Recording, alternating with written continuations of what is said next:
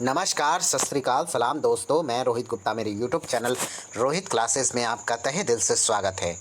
दोस्तों, हम यहाँ प्राचीन भारत का इतिहास तथा संस्कृति केसी श्रीवास्तव के बुक को पढ़ रहे थे, जिसमें आज हमारा दोस्तों अध्याय नंबर 10 यानी चैप्टर 10 महाकाव्य काल स्टार्ट होने जा रहा है। तो चलिए, वीडियो को स्टार्ट करने से पहले आप सभी लोगों से अनुरोध है कि जो लोग भी मेरे इस वीडियो को देख रहे हैं वो प्लीज़ वीडियो को लाइक कर दीजिए। चैनल को अब तक जिन्होंने सब्सक्राइब नहीं किया है दोस्तों, वो प्लीज़ चैनल को सब्सक्राइब करके बेल आइकन प्रेस कर दीजिए, ताकि आने वाली वीडियोस आपको सही टाइम पर मिल सके। और वीडियो को ज़्यादा से ज़्यादा लोगों में शेयर करिए, ताकि ये वीडियो और भी लोगों तक पहुंच सके। और जिन लोगों को लगता है कि मैं बहुत स्लो बोल रहा हूं, तो अपने यूट्यूब के सेटिंग में जाके प्लेबैक स्पीड बटन को 1.25 कर लीजिए या तो 1.5 कर लीजिए। आपको मेरी वॉइस जो है दोस्तों आपके माध्यम के अनुसार मिल सकेगा। तो चलिए स्टार्ट करते हैं। चैप्टर नंबर 10 महाकाव्य काल। महाकाव्य काल से तात्पर्य रामायण और महाभारत के समय से है। भारतीय लोक जीवन में इन दोनों ही ग्रंथों का अत्यंत आदरपूर्ण स्थान है। रामायण हमारा आदि काव्य है, जिसकी रचना महर्षि वाल्मीकि ने की थी। महाभारत की रचना वेद व्यास ने की थी। रामायण में दिए गए भौगोलिक विवरणों के आधार पर यह महाभारत से प्राचीनतर प्रतीत होता है। महाभारत में वाल्मीकि का न केवल उल्लेख है, अपितु रामायण की संक्षिप्त कथा भी मिलती है। ठीक है, आगे हरिवंश में रामायण के नाटकीय प्रदर्शन का भी विवरण है। इन सब से यही प्रतिपादित होता है कि महाभारत के वर्तमान स्वरूप में आने के पूर्व ही रामायण एक प्रसिद्ध ग्रंथ बन चुका था। रामायण की रचना काल के विषय में पर्याप्त मतभेद है। आगे पर्याप्त मतभेद है, ऊपर कर लेते हैं थोड़ा। विंटरनित्स का विचार है कि मूलतः इस ग्रंथ की रचना ईसा पूर्व 4वीं शताब्दी में हुई तथा इसका अंतिम स्वरूप 2री शताब्दी ईसा पूर्व के लगभग निश्चित हुआ था। संप्रति इसमें 24,000 श्लोक हैं, जिससे इसे चतुर्विस्ती साहत्री संहिता कहा जाता है। ठीक है, चतुर्विस्ती साहत्री संहिता याद रखिएगा, कहा जाता है रामायण को। महाभारत की रचना, एक सेकंड दोस्तों, गाड़ी चला गया दोस्तों, गाना बजा रहा है, बताइए 3 बजे रात को। कोई नहीं, आगे। महाभारत की रचना का मूल समय भी ईसा पूर्व 4वीं शताब्दी माना गया है तथा इसके वर्तमान स्वरूप की तिथि 4वीं शताब्दी ईस्वी निर्धारित की गई है। ठीक है, आगे। संप्रति महाभारत में 1 लाख श्लोकों का संग्रह है, जिसके कारण इसे सत सहस्त्र संहिता कहा जाता है। इन दोनों ही महाकाव्यों में प्राचीन हिंदू सभ्यता की झांकी सुरक्षित है। कुछ पाश्चात्य विद्वानों की यह धारणा है कि ये पूर्णतः लाक्षणिक ग्रंथ है, जिनमें कोई ऐतिहासिक सामग्री नहीं है, परंतु सहसा इस प्रकार के निष्कर्ष पर पहुंच जाना सत्य से परे होगा। इसमें संदेह नहीं कि इन दोनों ग्रंथों में अनेक अतिशयोक्तिपूर्ण विवरण भरे पड़े हैं, तथापि केवल इसी आधार पर इन्हें पूर्णतः अनैतिहासिक नहीं कहा जा सकता। आजकल अधिकांश विद्वान महाभारत युद्ध को एक ऐतिहासिक घटना मानते हुए उसकी तिथि ईसा पूर्व 1400 से 1000 के बीच निर्धारित करते हैं। इस तिथि के काफ़ी बाद ग्रंथ का प्रणयन हुआ था। ठीक है, काफ़ी बाद क्या हुआ था, इस ग्रंथ का प्रणयन हुआ था। आगे यहाँ हम इन दोनों महाकाव्यों में वर्णित राजनैतिक, सामाजिक, आर्थिक तथा धार्मिक दशाओं का उल्लेख करेंगे। ठीक है, तो चलिए सबसे पहले हम लोग राजनीतिक दशा में आते हैं। महाकाव्य काल तक आते आते आर्यों का प्रसार पूर्व की ओर अंग तक हो गया। देश में बड़े बड़े राज्यों की स्थापना हुई, जैसे कि कुरु, पांचाल, कौसंबी, कौशल, काशी, विदेह, मगध, अंग इस युग के विशाल राज्य थे। राजा, महाराजा, धीराज, सम्राट, चक्रवर्ती जैसी विशाल उपाधियां धारण करते थे। राजा चतुरंगिणी सेना रखते थे, जिसमें अश्व, गज, रथ तथा पैदल सैनिक होते थे। वे दिग्विजयी होते थे तथा दिग्विजय के पश्चात राजसूय, अश्वमेध आदि यज्ञों के अनुष्ठान करते थे। श्री राम एवं युधिष्ठिर ने ऐसे यज्ञ किए थे। राजपद वंशानुगत होता है, परंतु ज्येष्ठ पुत्र यदि शरीर से दोषपूर्ण होता था तो उसे राजपद नहीं नहीं किया जाता था। आगे, जैसे महाभारत में धृतराष्ट्र को अंधा होने के कारण राजा नहीं बनाया गया। राजा धर्मानुकूल शासन करते थे और वे निरंकुश नहीं होते थे। अभिषेक के अवसर पर राजा को प्रजा पालन की शपथ लेनी पड़ती थी। महाभारत स्पष्टतः अन्यायी एवं दुराचारी शासकों के वध करने की अनुमति प्रदान करता है। इसमें हमें वेण, नहुस, निमि, सुदास जैसे राजाओं के नाम मिलते हैं जो अत्याचारी होने के कारण अपनी प्रजा द्वारा मार डाले गए थे। ठीक है, आगे। राजा मंत्री परिषद की सलाह पर शासन कार्य करता था। रामायण में मंत्रियों के अतिरिक्त विद्वान व्यक्तियों तथा प्रमुख सैनिक पदाधिकारियों का उल्लेख है जो शासन में राजा को परामर्श देते थे। राम के उत्तराधिकारी निर्वाचित होने के समय प्रमुख पुरुषों की एक सभा हुई थी। अयोध्या कांड में प्रशासन के 18 विभागों का उल्लेख हुआ है जो निम्नलिखित अधिकारियों के अधीन थे। पहला मंत्री मुख्य सलाहकार, दूसरा पुरोहित, तीसरा युवराज, चौथा चमुपति यानी मुख्य सेनापति, पांचवा द्वारपाल, छठवां अंतर्वेशिक यानी अंतःपुर का निरीक्षण, सातवां कारागार अधिकारी, आठवां द्रव्य संचयकृत राजभवन का मुख्य परिचारक था, द्रव्य संचयकृत, नौवां दोस्तों विनियोजक मुख्य कार्याधिकारी, 10वां प्रदेष्टा मुख्य न्यायाधीश को कहते थे प्रदेष्टा, 11वां नगराध्यक्ष, 12वां कार्य निर्माणकृत मुख्य अभियंता, 13वां धर्माध्यक्ष, 14वां दोस्तों सभा अध्यक्ष, 15वां दंडपाल, 16वां दुर्गपाल, 17वां राष्ट्रांत पालक यानी सीमा रक्षक जो होता था, और 18वां है दोस्तों आठवीं पाल यानी अरण्य संरक्षक, जंगल का जो संरक्षक था उसकी बात हो रही है। आगे, महाभारत में भी मंत्रियों का उल्लेख मिलता है। एक स्थान पर बताया गया है कि जिस प्रकार पशु मेघ पर स्त्री अपने पति पर तथा ब्राह्मण वेद पर निर्भर करते हैं, उसी प्रकार राजा अपने मंत्रियों पर निर्भर करता है। इस ग्रंथ में मंत्रियों की संख्या 36 बताई गई है जो चारों वर्णों से लिए जाते थे। प्रशासन में पुरोहितों का भी महत्वपूर्ण स्थान होता है। ठीक है, आगे। इन विभागों को तीर्थ कहा जाता है। आप लोगों को पता है दोस्तों, महाभारत में भी ये वर्ण व्यवस्था था।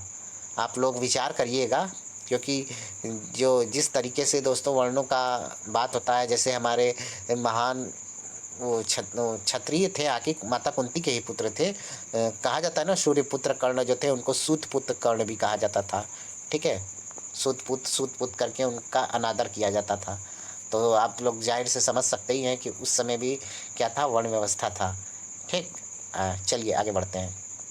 स्थान पुरोहितों का भी महत्वपूर्ण स्थान होता था। आगे, इन विभागों को तीर्थ कहा जाता था। महाकाव्य काल में मुख्य रूप से राजतंत्र का बोलबाला था। महाभारत में 5 गणतंत्रात्मक राज्यों का भी उल्लेख मिलता है। आइए देखते हैं उसको। अंधक, विष्णी, यादव, कुकुर तथा भोज। ठीक है, ये गणराज्य थे, गणतंत्रात्मक राज्य थे। आगे, इन 5 का एक संघ था जिसके अध्यक्ष श्री कृष्ण थे। इस संघ के अंतर्गत प्रत्येक गण को स्वायत्त शासन प्राप्त था। ठीक है, राजनीतिक दशा हम लोग पढ़ लिए, अब हम लोग सामाजिक दशा देखते हैं दोस्तों। महाकाव्य युगीन समाज भी वर्णाश्रम व्यवस्था पर आधारित था। ठीक है, ऋग्वेद के समान रामायण में भी बताया गया है कि विराट पुरुष के मुंह से ब्राह्मण, भुजाओं से क्षत्रिय, उरुभाग से वैश्य तथा पैरों से शूद्रों यानी शूद्र वर्णों की उत्पत्ति हुई है। चारों वर्णों में ब्राह्मण अब भी श्रेष्ठतम माने जाते हैं। ठीक है, सर्वश्रेष्ठ माने जाते हैं, श्रेष्ठतम माने जाते हैं। आगे रामायण, एक सेकेंड दोस्तों, आगे रामायण तथा महाभारत में ब्राह्मणों की कई कोटियां बताई गई हैं। कुछ ब्राह्मण क्षत्रियों का काम करते तथा कुछ लोग कृषि तथा पशुपालन द्वारा भी अपनी जीविका चलाते थे। जैसे कि दोस्तों महाभारत में आप लोग जान सकते हैं, जो आपके कुरुवंश की तरफ से जो लड़ रहे थे हमारे अर्जुन के जो गुरुदेव थे, आप लोग सब लोग परिचित होगा, गुरु द्रोणाचार्य, वो क्षत्रिय कार्य भी करते थे दोस्तों, युद्ध भी लड़ा करते थे। ठीक है, एग्जाम्पल आपको दे दिए हैं, आगे आप लोग समझदार हैं। ठीक, जीविका चलाते थे। आगे सामाजिक व्यवस्था में शूद्रों का स्थान सबसे नीचे था। ठीक है, सबसे नीचे था शूद्रों का स्थान। उन्हें ना तो तपस्या का अधिकार था और ना वे विद्या अध्ययन के लिए गुरुकुलों में भी जा सकते थे। ठीक है, मतलब गुरुकुल में भी उनका बैन था। रामायण में शंबुक नामक एक शूद्र का उल्लेख हुआ है जो अनाधिकार तप करने के कारण स्वयं राम के हाथों मारा गया। बाप रे बाप। इसी प्रकार एकलव्य नामक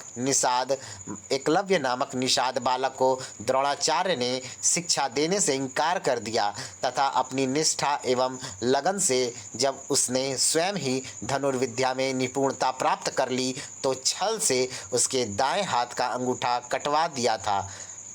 किंतु इस काल में हमें शूद्रों की स्थिति में सुधार के भी चिन्ह मिलते हैं। शांति पर्व में जोर देकर कहा गया है कि शूद्र सेवकों का भरण पोषण करना द्विज का कर्तव्य है। यह भी पता चलता है कि मंत्री परिषद में शूद्र प्रतिनिधि रखे जाते थे। युधिष्ठिर ने राजसूय यज्ञ के अवसर पर शूद्र प्रतिनिधियों को भी आमंत्रित किया था, उच्च काम किए थे। सर्वप्रथम शांति पर्व में ही यह विधान मिलता है कि चारों वर्णों को वेद सुनना चाहिए तथा शूद्र से भी ज्ञान प्राप्त करना चाहिए। महाभारत में विदुर, मातंग, कायव्य आदि व्यक्तियों के नाम ऐसे हैं जो जन्मना शूद्र होते हुए भी समाज के प्रतिष्ठित स्थान प्राप्त किए हुए थे। दोस्तों विदुर जो थे वो मंत्री थे कुरुवंश के। ठीक है, वो धृतराष्ट्र के पिताजी के पुत्र थे। उनकी जो माता थी विदुर जी की, वो एक दासी थी, वो दासी पुत्र थे, इसलिए उनको शूद्र की संज्ञा दिया जा रहा है। क्योंकि आप लोगों को पता ही है उस समय जो है वो कर्म के अनुसार वर्ण को विभाजित किया गया था, ना कि कार्य के अनुसार। ठीक है, आगे प्रतिष्ठित स्थान प्राप्त किए हुए थे। आगे सेवावृत्ति के अतिरिक्त उन्हें वार्ता अर्थात कृषि, पशुपालन, वाणिज्य आदि का भी अधिकार था। आगे वर्ण क्रमशः कठोर होकर जातियों का रूप लेने लगे थे। परंपरागत चारों वर्णों के अतिरिक्त समाज में अनेक जातियां उत्पन्न हो गई थी। रामायण में यवन, शक तथा महाभारत में यवन, शक, किरात, पल्लव, हुंड आदि विदेशी जातियों का भी उल्लेख मिलता है। समाज में चारों आश्रमों का विधान इस युग में भी देखने को मिलता है। शांति पर्व में चारों आश्रमों को ब्रह्मलोक में पहुंचने के मार्ग में 4 सोपान बताया गया है, यानी पथ यानी रास्ता बताया गया है। आगे चारों आश्रमों में गृहस्थ आश्रम का सर्वाधिक महत्व था। ठीक है, आगे महाकाव्य काल में स्त्रियों की दशा वैदिक काल की अपेक्षा हीन थी, फिर भी समाज में उनके महत्व को समझा गया था। बाल विवाह नहीं होते थे, उच्च वर्ग की महिलाएं पर्याप्त शिक्षिता होती थीं। रामायण में कौशल्या और तारा को मंत्रविद कहा गया है। अत्रेयी वेदांत का अध्ययन करती हुई तथा सीता संध्या करती हुई दिखाई गई है। आगे महाभारत में द्रौपदी को पंडिता कहा गया है। यह युधिष्ठिर तथा भीष्म से धर्म तथा नैतिकता के ऊपर वार्तालाप करती है। महाभारत स्त्री को धर्म, अर्थ तथा काम का मूल बताता है। अनुशासन पर्व में कहा गया है कि स्त्रियां समृद्धि की देवी है, अतः समृद्धि चाहने वाले व्यक्ति को उनका सम्मान करना चाहिए। आगे दोस्तों, समाज में बहुविवाह तथा अंतरजातीय विवाह का प्रचलन था। उच्च कुल के लोग अनेक पत्नियां रखते थे। क्षत्रिय कुलों में विवाह स्वयंवर प्रथा द्वारा होते थे। नियोग की प्रथा भी प्रचलित थी। जिसमें पति के नपुंसक अथवा रुग्ण मतलब रोगग्रस्त रुग्ण होने पर पत्नी पर पुरुष के साथ संतानोत्पत्ति हेतु संपर्क कर सकती थी। महाभारत में सती प्रथा के उदाहरण भी प्राप्त होते हैं, जैसे माद्री अपने पति पांडु के साथ सती हो गई थी। माद्री अर्थात कौन दोस्तों? नकुल और सहदेव की जो माता थी माद्री, उनकी बात हो रही है। पांडु कौन थे? जो 5 पांडव थे दोस्तों, जिसमें युधिष्ठिर जी थे, आपके फिर भीम थे, अर्जुन थे, नकुल और सहदेव थे। तो नकुल और सहदेव की माता जी थी माद्री, ठीक है, उन्हीं की चर्चा हो रही है। आगे सती हो गई थी, किंतु कई उदाहरण ऐसे भी हैं जहां स्त्रियों ने अपने पतियों की मृत्यु के बाद सतीत्व का अनुसरण नहीं किया।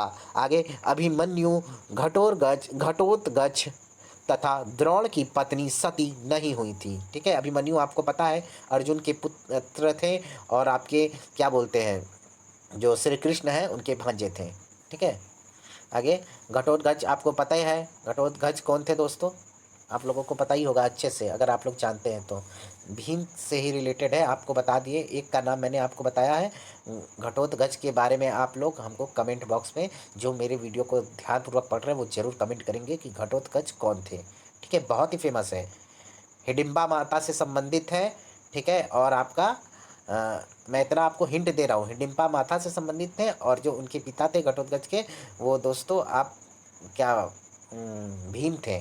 ठीक है, अब आपको बताना कि घटोत्कच की जो मतलब कुल था, जो माता का कुल था, वो क्या था। ठीक है, चलिए, वैसे वो पांडव में नहीं थे, उच्च कुल के नहीं थे। आप लोग उनके बारे में अगर थोड़ा बहुत जानते होंगे तो आप लोग कमेंट बॉक्स में कमेंट करिएगा। तथा द्रोण की पत्नियां जो हैं सती नहीं हुई। हजारों यादव विधवाओं का भी उल्लेख मिलता है जो अर्जुन के साथ हस्तिनापुर तक गई थीं। ऐसा प्रतीत होता है कि सकसिथियनों के आक्रमण के फलस्वरूप समाज में सती प्रथा का प्रचार धीरे धीरे बढ़ने लगा था। कहीं कहीं पर्दा प्रथा के उदाहरण भी मिलते हैं। इस पर भी विदेशी आक्रमण का ही प्रभाव था। महाभारत में वेश्याओं के भी उल्लेख मिलते हैं। आगे हम लोग पढ़ेंगे आर्थिक दशा, सामाजिक पढ़ लिए दोस्तों। जो मैं प्रश्न कर रहा हूँ आप लोग जरूर से कमेंट बॉक्स में कुछ ना कुछ लिख दीजिएगा, हम समझ जाएंगे। आर्थिक दशा नहीं आएगा तब भी लिखिएगा, हम उसको आप लोगों को डिटेल में बता देंगे। आगे महाकाव्यों के काल में भी कृषि तथा पशुपालन आर्थिक जीवन के मुख्य आधार थे। हलों द्वारा कृषि होती थी जिन्हें बैलों की सहायता से खींचा जाता था। रामायण में राजा जनक को तथा महाभारत में युधिष्ठिर को हल चलाते हुए दिखाया गया है। इससे कृषि की महत्ता प्रतिपादित होती है। सिंचाई के लिए लोगों को अधिकतर वर्षा पर ही निर्भर रहना पड़ता था। सिंचाई के लिए कुलियाओं यानी छोटी नहरों का भी उल्लेख मिलता है। राज्य कृषि की उन्नति की ओर विशेष ध्यान देता था। कृषि में उत्पन्न होने वाली प्रमुख फसलें गेहूं, जौ, उड़द, चना, तिल आदि थी। भूमि उपजाऊ थी। पशुओं में गाय, बैल, हाथी, घोड़े आदि प्रमुख थे। पशुओं की देखरेख के लिए गोपाध्यक्ष नामक पदाधिकारी राज्य की ओर से नियुक्त किया गया था। कृषि एवं पशुपालन के साथ साथ व्यवसाय एवं व्यापार भी उन्नति पर थे। महाभारत में अनेक व्यवसायियों का उल्लेख मिलता है जो विभिन्न स्थानों में श्रेणियां बनाकर निवास करते थे। प्रमुख व्यवसायियों में स्वर्णकार, लोहकार, बढ़ई, खनक, कुंभकार, चर्मकार, रजक, आगे शौणिक, तंतुवाय, कंबलकार, वैद्य, मालाकार, नापित आदि का उल्लेख किया जा सकता है। अनेक व्यवसायी अपने शिल्पों में निपुणता भी प्राप्त कर चुके थे। हाथी दांत, स्वर्ण, मणि तथा विविध रत्नों से सुंदर आभूषण बनाए जाते थे। आंतरिक तथा बाह्य दोनों ही व्यापार उन्नति पर थे। व्यापार मुख्यतः वैश्य जाति के लोग ही करते थे। वैश्य जाति के लोग ही व्यापार करते थे। ठीक है। आगे रामायण में यवद्वीप तथा स्वर्णद्वीप का उल्लेख हुआ है, जहाँ व्यापार के प्रसंग में भारतीय जाया करते थे। महाभारत में भी समुद्री यात्राओं, द्वीपों, जलपोतों आदि का उल्लेख मिलता है, जिससे ज्ञात होता है कि उस समय समुद्री व्यापार उन्नति पर था। कंबोज, गंधार, सिंध, प्रागज्योतिष यानी असम, विंध्य प्रदेश, चीन तथा बाल्हिक बाहलिक, क्षमा करिएगा गलत पढ़ देते हैं, बाहलिक आदि देशों से व्यापार होता था तथा अनेक वस्तुएं मंगाई जाती थी। कंबोज तथा बाहलिक अपने उत्तम घोड़ों के लिए विख्यात थे। ठीक है। आगे हम लोग दोस्तों धार्मिक दशा पढ़ते हैं। चलिए, महाकाव्यों के समय तक आते आते वैदिक धर्म का स्वरूप बिल्कुल परिवर्तित हो गया। पूर्व वैदिक कालीन कर्मकांड प्रधान तथा उत्तर वैदिक कालीन ज्ञान प्रधान धर्मों का समन्वय करके इस समय एक लोक धर्म का विकास किया गया, जो सर्वसाधारण के लिए सुलभ था। पुराने वैदिक देवताओं का महत्व कम हो गया तथा समाज में नए देवी देवताओं की प्रतिष्ठा हुई।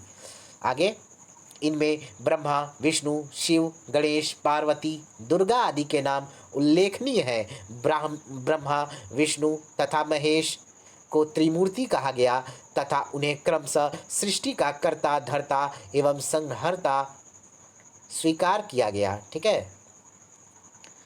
आगे, संहर्ता स्वीकार किया गया। शीघ्र ही ब्रह्मा का अस्तित्व समाप्त हो गया तथा शिव और विष्णु महाकाव्यकालीन धर्म के प्रमुख देवता रह गए।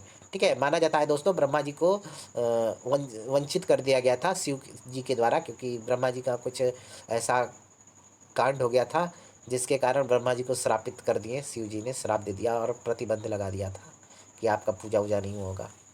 चलिए आगे देखते हैं। धर्म में अवतारवाद एवं पुनर्जन्म की अवधारणाओं का समावेश हुआ। श्री राम और श्री कृष्ण विष्णु के अवतार मान लिए गए। यह धारणा प्रचलित हुई कि अपने भक्तों की सहायता के लिए ईश्वर समय समय पर पृथ्वी पर मनुष्य रूप में अवतार लेता है। यह धर्म की स्थापना करता है, सज्जनों की रक्षा करता है तथा दुष्टों का विनाश करता है। ठीक है। करते हैं होगा, करता है लिखा है तो पढ़ा जा रहा है। आगे, महाकाव्यों ने सामान्य जनता के समक्ष मोक्ष प्राप्ति का एक सरल उपाय प्रस्तुत किया। यह था भक्ति का साधन, जो सभी के लिए सामान्य रूप से सुलभ यानी आसान था। ईश्वर भक्ति से प्रसन्न होकर उपासक को सभी पापों से मुक्त कर अपनी शरण में ले लेता था। आगे, महाभारत में पांच रात्र वैष्णव धर्म का वर्णन मिलता है। महाभारत में जोर देकर कहा गया है कि प्रत्येक व्यक्ति को अपनी मान्यता के अनुसार धर्म पालन की स्वतंत्रता होनी चाहिए। इसमें शैव तथा शाक्त धर्मों के प्रति सहिष्णुता तथा उदारता पर भी बल दिया गया है। भगवत गीता महाभारत के भीष्म पर्व का अंश है। याद रखिएगा, इंपॉर्टेंट लाइन है। श्रीमद् भगवत गीता जो है दोस्तों महाभारत में भीष्म पर्व का अंश है। आगे, इसमें कर्म, भक्ति तथा ज्ञान इन तीनों का सुंदर समन्वय मिलता है। गीता में कर्म की महत्ता प्रतिपादित की गई है। भक्ति का महत्व बताते हुए श्री कृष्ण स्वयं यह कहते हैं कि सभी धर्मों को छोड़कर केवल मेरी ही शरण में आओ, मैं तुम्हें सभी पापों से मुक्त कर दूंगा, शोक मत करो।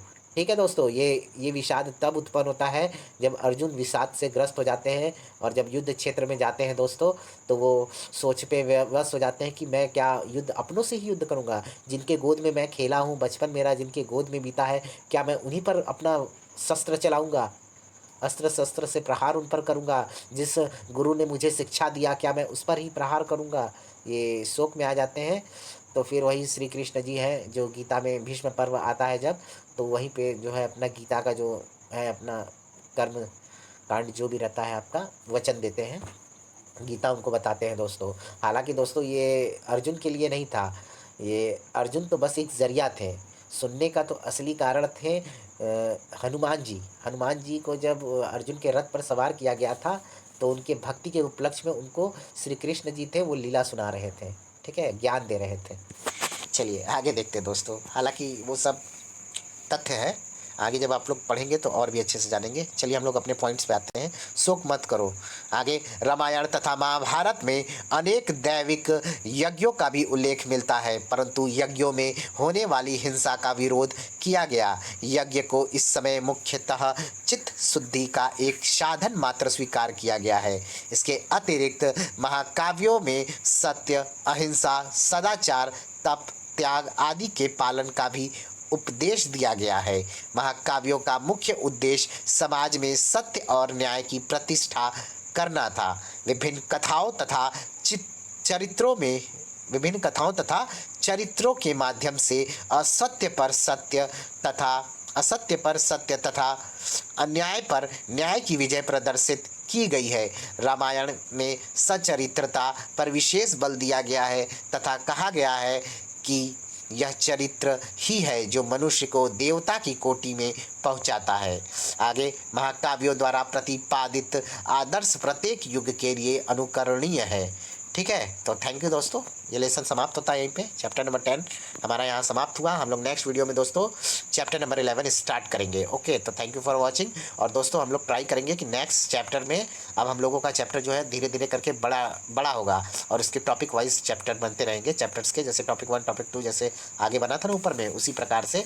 तो अब मैं कोशिश करूँगा कि जो भी मैं डिस्क्रिप्शन लिंक में अपना डिस्क्रिप्शन बॉक्स में दोस्तों जो टॉपिक्स को पढ़े रहेंगे हम लोग, जिनके बारे में पढ़े रहेंगे उनका जो मैं नाम एडिट कर दूंगा। ठीक है, ताकि आप लोग जब उसको ओपन करें तो आप लोग को पता चले कि हाँ ये पॉइंट्स जो है इसमें है। ठीक है, आप लोग को ज़्यादा ढूंढने का कोशिश ना करना पड़े, जो बच्चे अगर नोट्स बना रहे हैं तो। ठीक है, बाद में अगर जो बच्चे देखते हैं और उनको अगर उस टॉपिक से नोट्स चाहिए तो फिर वहाँ से आसानी से मिल जाएगा। ओके, तो थैंक यू फॉर वाचिंग। मिलते हैं नेक्स्ट वीडियो में दोस्तों। प्लीज़ आप लोग वीडियो को लाइक कर दीजिएगा। चैनल को अब तक जिन्होंने सब्सक्राइब नहीं किया है दोस्तों, वो प्लीज़ चैनल को सब्सक्राइब करके बेल आइकन प्रेस कर दीजिएगा, ताकि आने वाली वीडियोस आपको सही टाइम पर मिल सके। और वीडियो को ज़्यादा से ज़्यादा लोगों में शेयर करिए दोस्तों, क्योंकि यूट्यूब हिस्ट्री में पहली बार ही केसी श्रीवास्तव बुक को ऑडियो बुक में कन्वर्टेड किया जा रहा है। आज तक किसी ने इस बुक को पढ़ाने का प्रयास किया ही नहीं है यूट्यूब पर। ठीक है, आप लोग सर्च कर सकते हैं। Okay, thank you for watching. Bye bye, good night, take care, शुभ रात्रि दोस्तों। खूब पढ़ते रहिए, खूब पढ़ते रहिए। Thank you so much.